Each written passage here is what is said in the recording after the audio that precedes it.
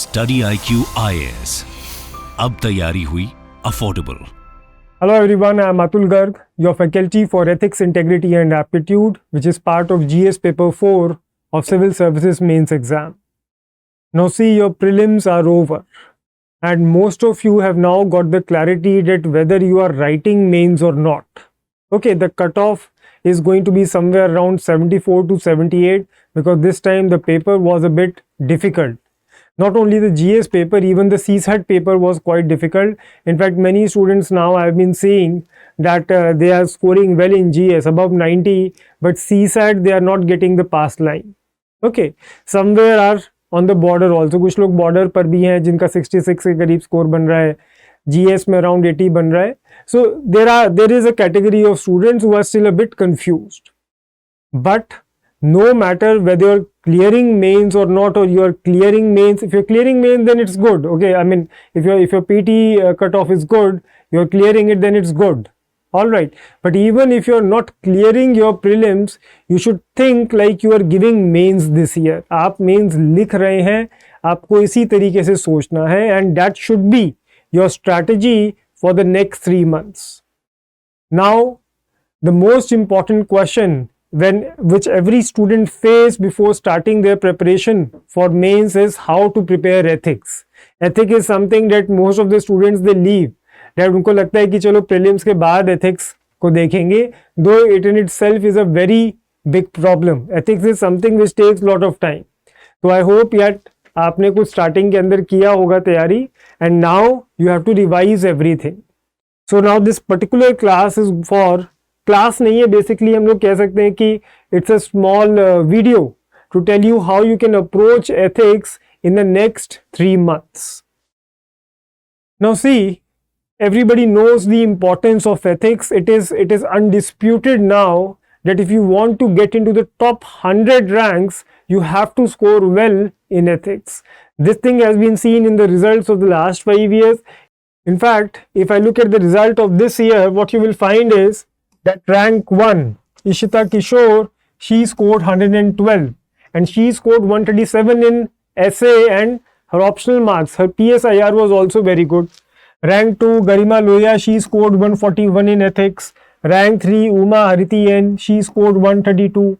In fact, rank 31, the highest marks in ethics have been awarded to Simi Kiran, who scored 148. And no other GS paper you can score such high marks. Maximum marks that you can score in other papers is somewhere around 120 to 125. But in ethics, you can get up to 150. In fact, there is a record of 162 also in 2020 results. Vishaka Yadav, that girl was there ranked 6 and she scored 162. और ये सिर्फ ethics के paper में ही होता है. और अगर तैयारी नहीं है, if you are not prepared well for the ethics, then your score can go as low as 60. तो 60 से लेके 160 तक का वेरिएशन है. Whereas if you look at the other 3 GS papers, तो उनका वेरिएशन वही होता है, 70 से लेके 110 तक का वेरिएशन होता है. Alright, so ethics paper is very important, and what I have seen is that many optionals also, PSIR, philosophy, sociology, they have seen some correlation कि जिसका PSIR का स्कोर अच्छा है उसका एथिक्स का स्कोर भी अच्छा आ रहा है. एथिक्स और एसए का कोरिलेशन तो है ही. अगर एथिक्स में अच्छे नंबर आ रहे हैं तो स्टूडेंट्स के एसए में भी अच्छे नंबर आ रहे हैं. ओके, सो जब हम एथिक्स की तैयारी करते हैं then we are not preparing only for 250 marks, we are actually preparing for around 500 marks. और ऑप्शनल में भी आपको हेल्प आउट करता है, स्पेशली सेकंड पेपर के अंदर. जैसे मेरे ज़्यादातर जो स्टूडेंट्स रहे हैं तो फिलॉसफी के स्टूडेंट्स मेरा कोर्स बहुत ज्वाइन करते हैं. क्यों? क्योंकि उनके सेकंड पेपर में जो एप्लीकेशन ऑफ फिलॉसफी है उसमें उनको बहुत हेल्प आउट मिलता है. सो द आइडिया इज कि the importance of ethics has now been established and now you can no longer ignore this paper. अब आप इसको इग्नोर नहीं कर सकते बिल्कुल भी. Got it? अब अगर हम लोग स्ट्रैटेजी की बात करें कि क्या हमारा तरीका होना चाहिए नेक्स्ट 3 months के लिए, so for this the idea is very simple. There are basically 4 pillars of success in ethics. 4 pillar हमारे आते हैं, ठीक है। 4 चीजें आपको समझनी पड़ेंगी। पहली, understanding the nature of questions, conceptual clarity, regular answer writing and innovation and examples from personal life. एक एक करके अब हम इन चारों के बारे में बात करते हैं। ये 4 चीजों की रिक्वायरमेंट हमको है। जैसे फर्स्ट ऑफ ऑल जो आता है, अंडरस्टैंडिंग द नेचर। इस पेपर का नेचर समझना आपको बहुत जरूरी है। देखिए, जो बाकी के 3 जीएस पेपर हैं वो थोड़े फैक्ट ओरिएंटेड है, थोड़े नॉलेज ओरिएंटेड है, मगर हम एथिक्स के पेपर की बात करें तो ये विजडम ओरिएंटेड है। विजडम और नॉलेज में क्या डिफरेंस होता है? Wisdom is basically the application of knowledge. जैसे if we talk about Mahabharata, तो in Mahabharata Bhishma Pitamah Yudhishthir, they were a man of great knowledge, मगर कृष्णा जो थे, he was a man of wisdom. Okay, knowledge आपको क्या कहेगा? That you should never break your promises, but wisdom will tell you that you should never make any promise because you don't know what is going to happen in the future. Okay, क्या repercussions होंगे, you have to change as per the situation. Context, perspectives बहुत important role play करते हैं, तो that is basically about the wisdom. तो यहाँ पे wisdom आपका रोल प्ले करेगा। यहाँ पे कुछ भी ब्लैक एंड व्हाइट नहीं है इस पेपर में, everything is subjective, everything is abstract. Okay, 2 तरीके के टेस्ट होते हैं, जैसे एक होता है अचीवमेंट टेस्ट और एक होता है एप्टीट्यूड टेस्ट। अचीवमेंट टेस्ट क्या होते हैं? जैसे स्कूल और कॉलेज में जो आपके टेस्ट हुए थे। So these are the tests which judge what you have achieved in the past. Like certain syllabus was given to you. On the basis of that syllabus, a test was taken and then you scored well. तो आपने अच्छा knowledge achieve कर लिया, तो वो achievement test हो गया। Aptitude test क्या है? वो चेक करता है कि फ्यूचर में आप क्या कर सकते हैं, whether you have the potential to become a good civil servant और not in the future, provided you get good training.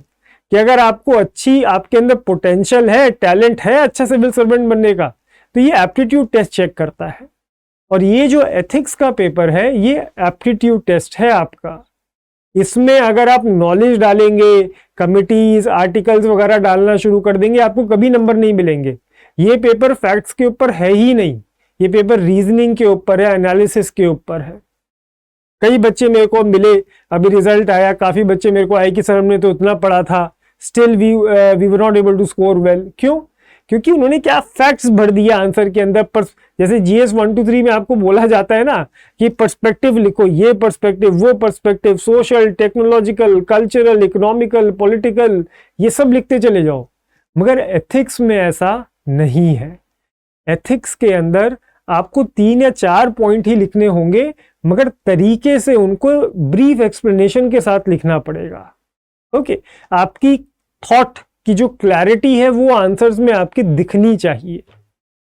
Alright, तो जैसा कि आप देख सकते हैं कि this paper is more about thinking and brainstorming rather than memorising facts.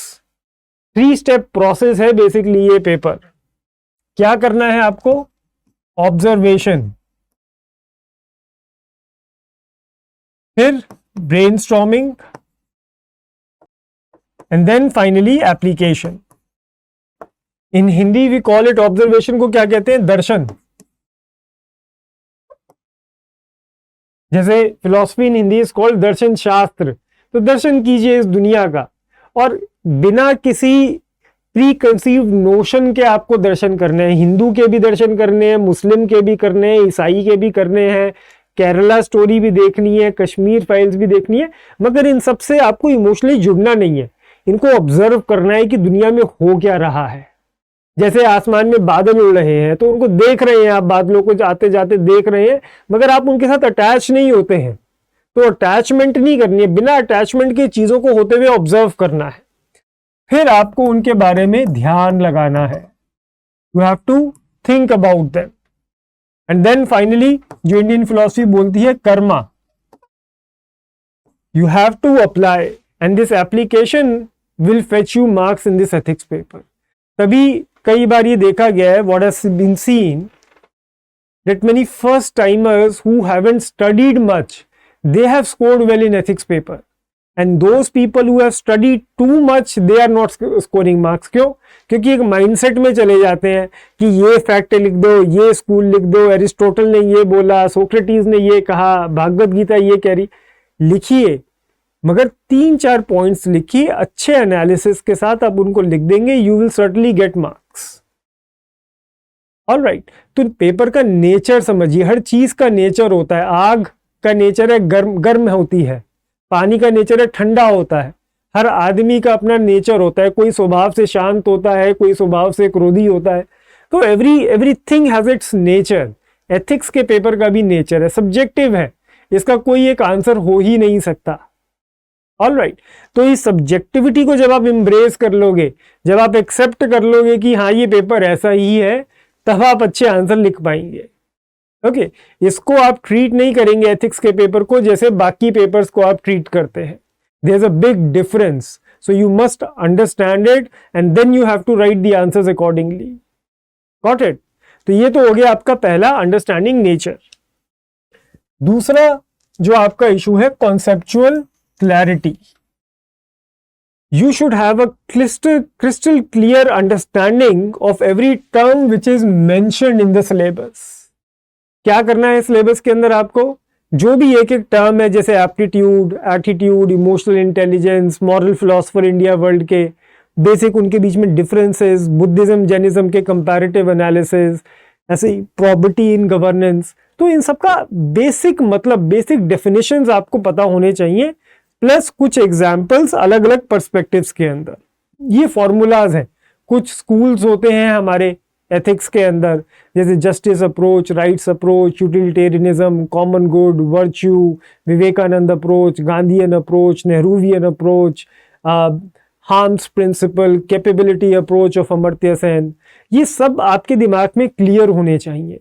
ये टूल्स हैं. जैसे मैथमेटिक्स में फॉर्मूलाज होते हैं ना, ऐसे ही एथिक्स में ये कुछ फॉर्मूले हैं, और इन फॉर्मूले के बेसिस के ऊपर आप अपना आंसर बना सकते हैं. इन लाइंस के ऊपर आप सोच सकते हैं. Got it? तो ये चीज बहुत जरूरी है कि कॉन्सेप्चुअल क्लैरिटी आपके पास हो, प्लस एग्जाम्पल्स आपके पास हो अच्छे, अलग अलग पर्सपेक्टिव में. जैसे ग्रीड है, तो ग्रीड को अलग अलग पर्सपेक्टिव में, जैसे साइकोलॉजी में ग्रीड क्या हुआ? Lack of emotional intelligence. Administration में ग्रीड क्या हुआ? करप्शन. मॉरल फिलॉसफी में ग्रीड क्या है? ग्रीड क्या है? एक मॉरल सिन है. ओके, एक एनिमी है माइंड का, इंटरनल एनिमी है. ये सब पॉइंट्स हम लोगों ने क्लास में डिस्कस ऑलरेडी किए भी हैं और आगे चल के हम लोग करेंगे भी. और ये सब अगर आपको नहीं मालूम है तो ये पता होना चाहिए. You should know all these things. Got it? तो सेकंड जो पिलर है वो है कॉन्सेप्चुअल क्लैरिटी. पहला हो गया अंडरस्टैंडिंग नेचर, दूसरा हो गया कॉन्सेप्चुअल क्लैरिटी. तीसरा जो हमारा पॉइंट है वो है राइटिंग प्रैक्टिस. ये मस्ट है. No matter how much you have learned, how much you have understood, if you haven't done writing practice, आपका कुछ नहीं होने वाला. The paper is very lengthy. आप देखिए लगभग 3000 से 3200 वर्ड्स का तो पेपर होता है, जिसको 180 मिनट के अंदर, 3 घंटे के अंदर आपको करना पड़ता है. ओके, तो जब जैसे एक फॉर्मूला 1 का ड्राइवर होता है ना, जब रेस होती है वो गाड़ी 350 पे भगाता है, आप चलाते हैं 70-80 पे. तो ऐसा नहीं कि वो रैश ड्राइविंग कर रहा है. the car is completely in his control, and how he is able to achieve that speeds only with practice. वो कहते हैं ना, करत करत अभ्यास के जड़मती हो सुजान, रसरी आवत जाते सिल पर परत निशान. तो यही है एक तरीके से, आपको इतना पेन घिस देना है, आपको इतनी प्रैक्टिस करनी है. अगर आप प्रैक्टिस पूरी अच्छी से करेंगे, then you will be able to complete the paper and you will be able to internalise the ideas also. So writing practice, उससे क्या होगा, आपके दिमाग में डॉट्स भी कनेक्ट होंगे, आपका जो थॉट प्रोसेस है वो भी स्ट्रांग बनता चला जाएगा. जितने आंसर लिखेंगे उतने पॉइंट्स इजीली आप रिकॉल कर पाएंगे एग्जाम के अंदर. तो मेरा ये आपको सजेशन होगा कि if you are writing mains this year, at least 4 to 5 full length ethics paper you should write. Okay, तो ये आपका तीसरा पिलर हो गया. और जो चौथा पिलर हमारा आता है वो है innovation. That is taking examples from personal life. मैं बहुत बच्चों को कहता हूं कि इस पेपर के लिए जो सबसे अच्छी किताब है वो आपकी जिंदगी है. ओके आपको अपने आंसर्स में एक पर्सनल टच देना होगा. That personal touch is very important. It is that personal touch which will make your answers unique.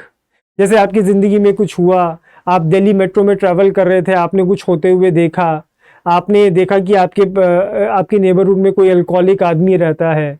Okay domestic violence you have witnessed. So these are the things if you will mention in your answer na, then you are going to get good marks. Innovation चाहिए, something कुछ हटके आपको करना होगा. Like I still remember many years back there was a question which was asked by UPSC कि which personality inspires you the most. Okay, so most students क्या लिखेंगे, वही अब्दुल कलाम जी का एग्जाम्पल लिख देंगे या फिर गांधी जी का एग्जाम्पल लिख देंगे. गलत नहीं है. Okay. But there was one student who wrote the example of Lord Krishna. He, the character of Lord Krishna in Mahabharata inspires me the most. And apparently that student got very good marks. और ऐसा नहीं है कि आप कहीं से आपको खाली किताबों से ही इस्तेमाल करनी है नॉलेज. कहीं से भी महाभारत से लीजिए, रामायण से लीजिए, कुरान से लीजिए. कहीं देखिए यूनिवर्सल ट्रुथ्स हैं ज़्यादातर रिलीजियस टेक्स्ट के अंदर भी. तो अगर कोई कस्टम की बात ना की जाए, जनरल ऑब्जर्वेशन है, ट्रूथ है, ऑनेस्टी है, हर रिलीजन इसके बारे में बात करता है, हर रिलीजन इसको अच्छा ठहराता है, तो आप उसके बारे में लिख सकते हैं, कोई प्रॉब्लम नहीं है. अपनी लाइफ को आंसर्स के साथ जोड़ेंगे. आप जो बचपन से रीड करते हुए आ रहे हैं उनके बारे में जोड़ेंगे, then you will get the marks. Okay जैसे कहानी है, जैसे पंचतंत्र की कोई कहानी है, थ्रस्टी क्रो जैसे एक कहानी आपने पढ़ी, जैसे ग्रीड के ऊपर अगर आपका क्वेश्चन आ जाता है. अब बचपन में आपने कहानी पढ़ी थी एक वो किंग माइडस की, वो कहते हैं ना मिडास टच. एक राजा था तो वो लालची था और उसको वरदान मिला जिसको छुएगा वो सोने का बन जाएगा. तो उसने अपनी बेटी को छू दिया and she became of gold. So उस स्टोरी को आप ग्रीड के अंदर यूज कर लीजिए. Then the chances, the probability would be higher that you will get more marks. क्यों? क्योंकि वो हम कोचिंग वालों ने नहीं पढ़ाया, वो आपकी जनरल ऑब्जर्वेशन से निकल कर आया है. ऑलराइट, तो ये 4 पिलर्स पर आपके एथिक्स का सक्सेस टिका हुआ है. If these 4 things you are able to cater, then you are 100% I can say that you are going to get very good marks in ethics paper, which would be a very important factor in your final selection, in your name in the list. और ये सब करने के लिए what we have done is that we are starting a crash course on ethics. इसमें क्योंकि ऐसे भी एक बहुत इंपॉर्टेंट एस्पेक्ट है, so what we have done, we have connected ethics and essay. और इसके लिए हम लगभग 20 क्लासेस, 2.5 आवर के लगभग 20 क्लासेस, 50 आवर्स का प्रोग्राम बेसिकली हम लोग ये स्टार्ट कर रहे हैं, which is going to start from 8th of June. 2 बजे का इसका टाइमिंग रहेगा. From 8 June to 23rd June I will take the classes and later on the essay teacher will come. Alright, तो इसमें what we will do in this कि अराउंड 200 questions को हम लोग डिस्कस करेंगे. हर टॉपिक को सिलेबस के हम लोग क्वेश्चन के हिसाब से डिस्कस कर देंगे. प्लस जो करंट अफेयर्स हैं, हमारे जो एग्जाम्पल्स हैं, वो भी मैं आपको बताऊंगा कि what are the things, what are the news which are there in current and they are relevant for the ethics paper. फिर केस स्टडीज के जो डिफरेंट थीम्स हैं हमारे, देखिए ऐसा नहीं है कि केस स्टडीज बहुत कहीं से भी कुछ भी रैंडमली पूछ रहे हैं. There are certain themes, corruption, environment, international relations, personal relations, कुछ थीम्स हैं. तो उनके ऊपर मैं आपको रेडीमेड कुछ टेम्पलेट्स दूंगा. और फिर कैसे टाइम मैनेजमेंट करें अपने एथिक्स पेपर को कंप्लीट करने के लिए. तो ये कुछ चीजें ऐसे ही ऐसे के अंदर भी हमारे फिलोसफिकल एसेज वगैरह ये सारी की सारी चीजें फॉलो की जाएंगी. ऑलराइट, तो 8th of June से हम लोग ये प्रोग्राम चालू कर रहे हैं and I hope it will be very beneficial for you. And still again I would say, no matter whether you are writing mains or you are not writing, you should attend, you should prepare the ethics paper properly, because it not only prepares you for this exam but it also prepares you for your life. It makes you a good person. So it's a win-win situation for you.